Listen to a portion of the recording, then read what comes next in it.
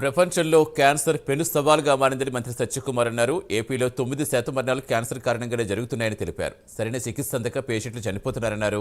కేంద్ర రాష్ట్ర ప్రభుత్వాలు క్యాన్సర్ బాధితులను ఆదుకునేందుకు పెద్ద ఎత్తున చర్యలు తీసుకుంటున్నాయని మంత్రి చెప్పారు. 71 లక్షల మంది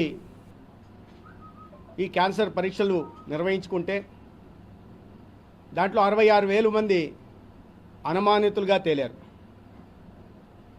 వీరిని ఈ 17 ప్రివెంటివ్ ఆంకాలజీ యూనిట్స్గా పరిగణించబడుతున్న బోధన ఆసుపత్రులు ఏవైతే ఉన్నాయో వాటిలో రెఫర్ చేయడం, ఈ అనుమానిత కేసులు మరొకసారి పరీక్షలు నిర్వహించి వారికి ఉందా లేదా గమనించి తదనుగుణంగా ఏ దశలో ఉందో వాటిని గుర్తించి తదనుగుణంగా చికిత్స అందించే ప్రయత్నం కూడా ఆంధ్రప్రదేశ్ ప్రభుత్వం చేస్తూ ఉంది.